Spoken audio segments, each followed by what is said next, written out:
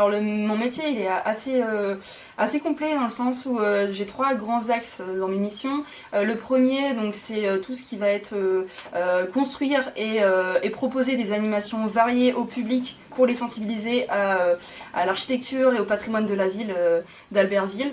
Le deuxième point c'est la coordination des guides conférenciers puisque toutes les animations proposées sont animées par des guides conférenciers agréés.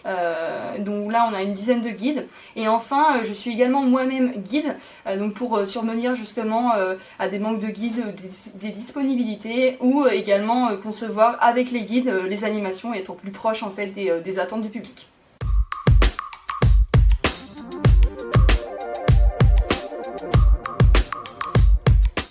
Alors la particularité en fait de travailler dans la culture et dans le patrimoine, c'est que maintenant on a de plus en plus de formations qui se développent justement pour aller dans ces métiers-là.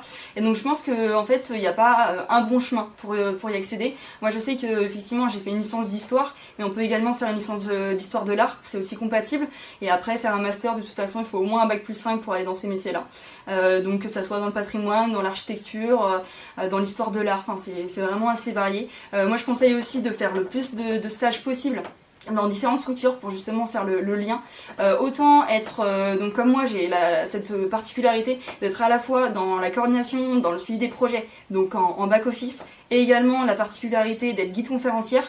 Je pense qu'il faut vraiment pas hésiter si on veut tendre vers un poste comme ça, à faire le plus d'expérience en tant que guide ou médiateur du patrimoine, et également d'être aussi dans le montage de projets.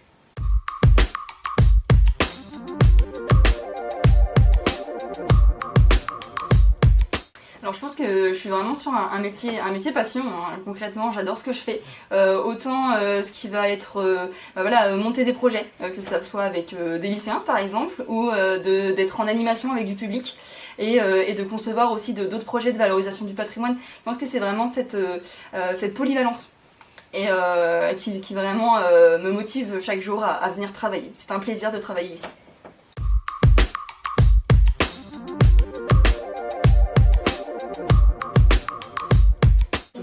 Alors je pense que comme tout travail, on va avoir des qualités essentielles. Donc le premier, on dit souvent, l'adaptabilité.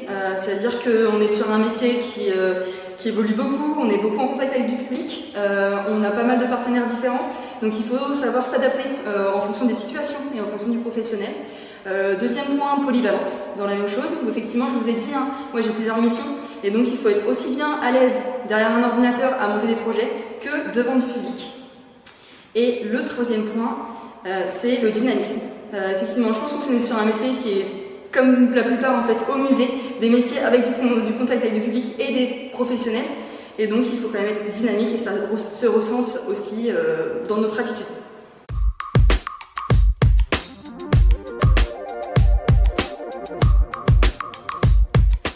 Je pense que c'est la question la plus difficile.